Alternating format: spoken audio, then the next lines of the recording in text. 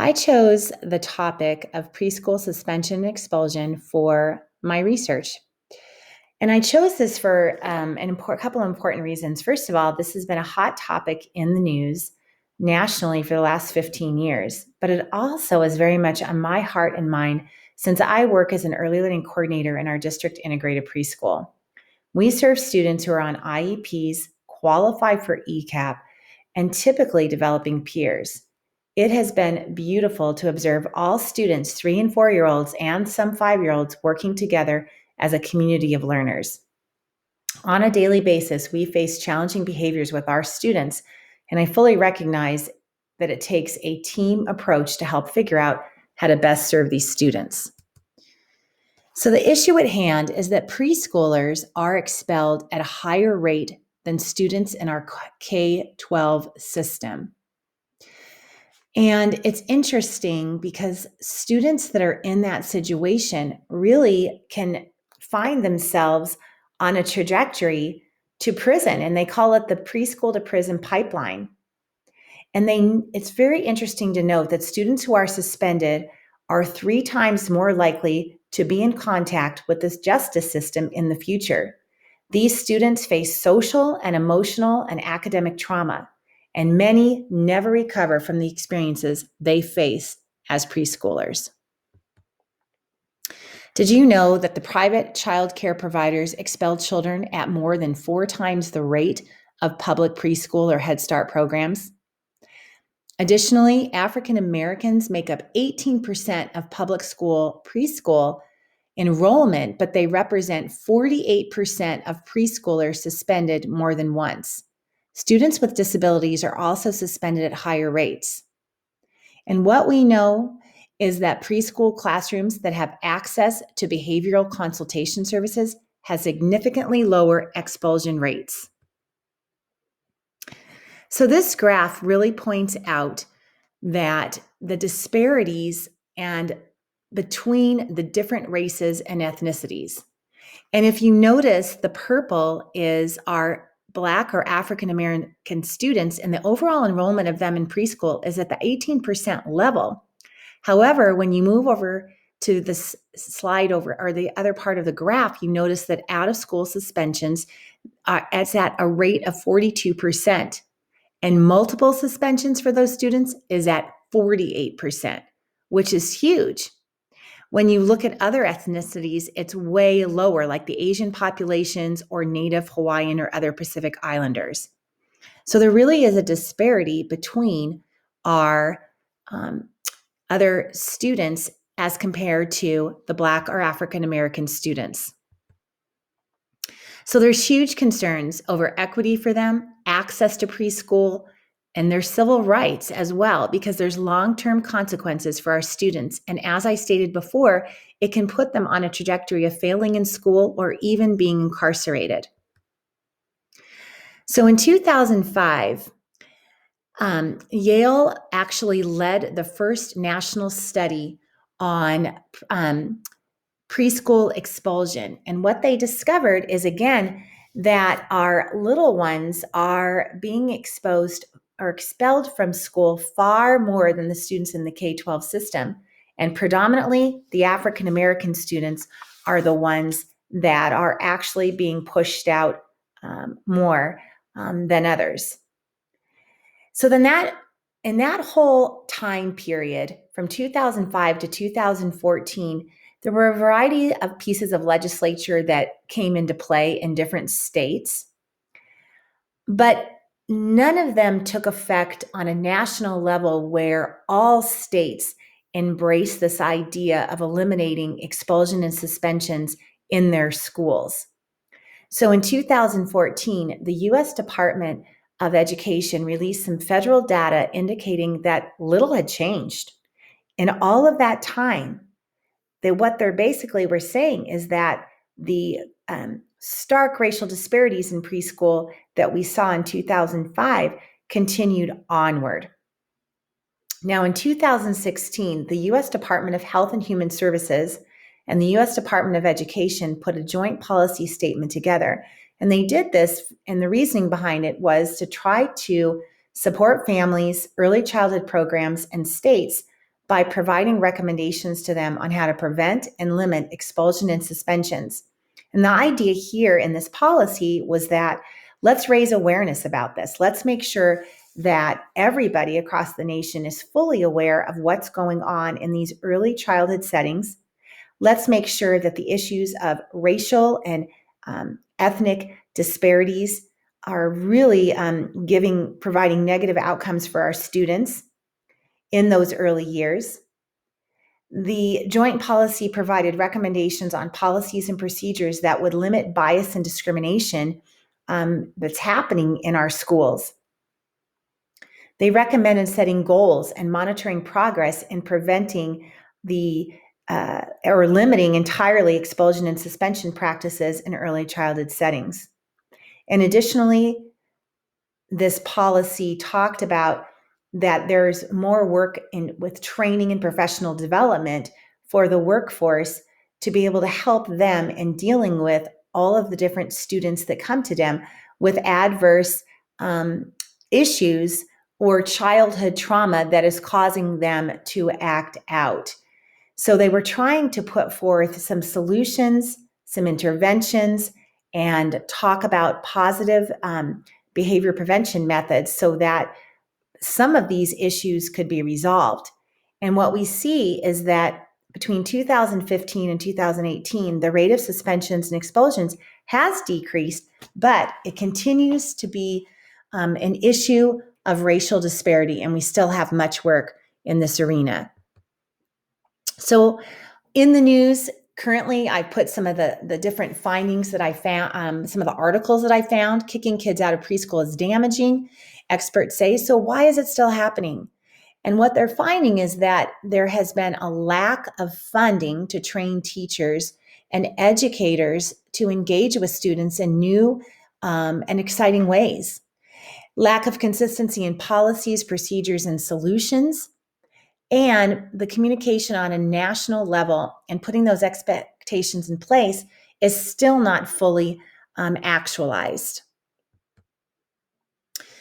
A recent article in January of 2021, California is wanting to ban preschool suspensions and expulsions, and the experts have really come together to talk about this. And they're actually working on a new master plan for early learning and care that will take probably about the next decade to see any results.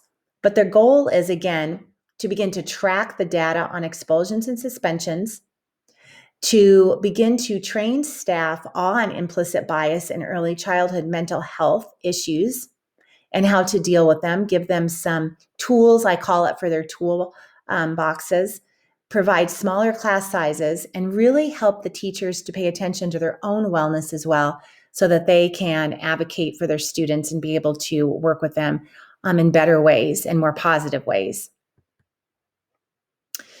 So another article most recently that came out on April 25th is from the New York Times. A 4-year-old child is not a problem and expulsion is not a solution. And what is happening is that we are ignoring the whys behind the need or to suspend, because it's not a solution. But what we find is that our students are dealing with toxic stress. They may have a disability.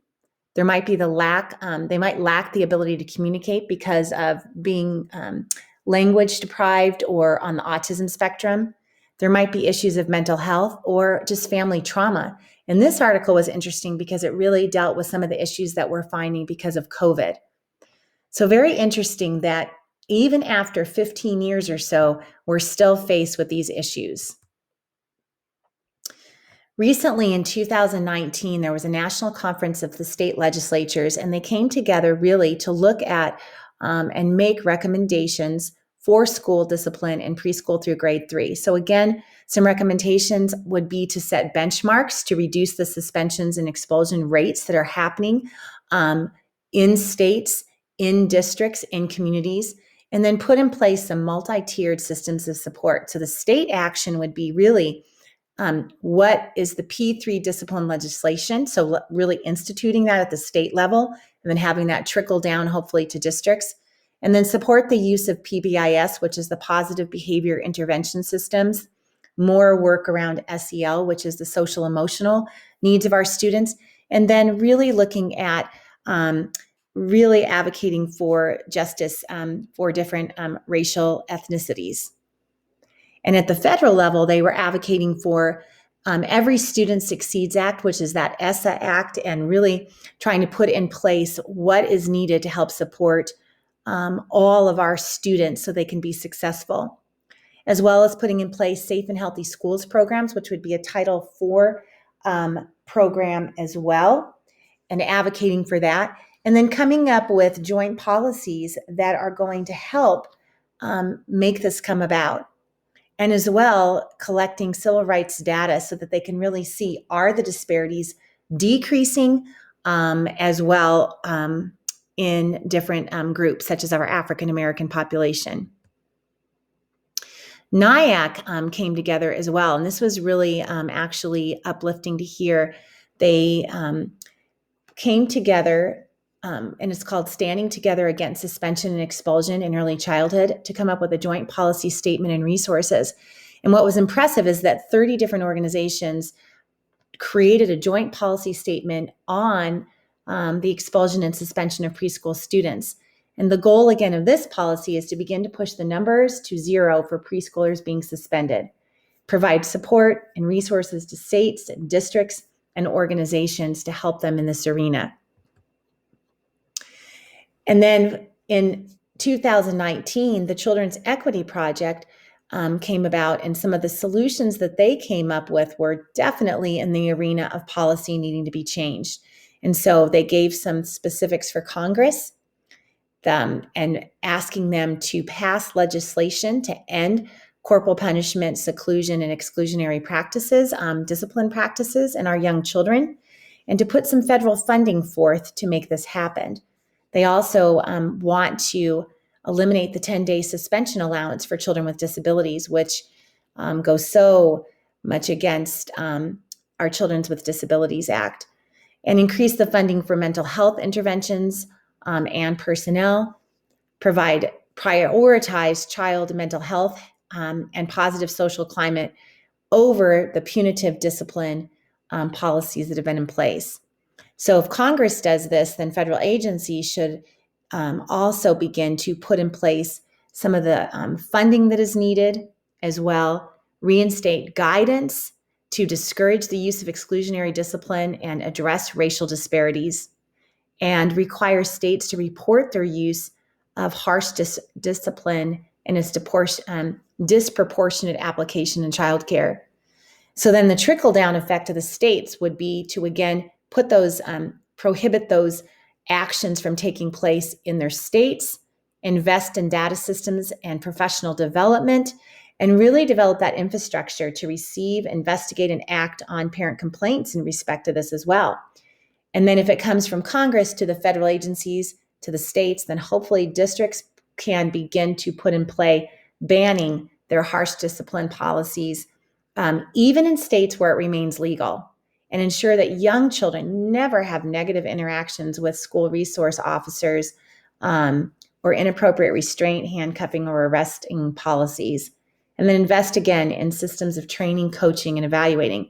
And I really think if it has to come from the national level, put the policies in place, and then let's have our states embrace them, and then our districts as well, so it gets down to the local level, and we can really begin to start seeing some differences in this arena, really to protect our children and help them flourish. And the other encouragement that I just saw is in Biden's American Family Plan, which includes, actually within the context of the plan, universal preschool for all 3 and 4-year-olds. And so that excites me. That just came out in April 28th of 2021.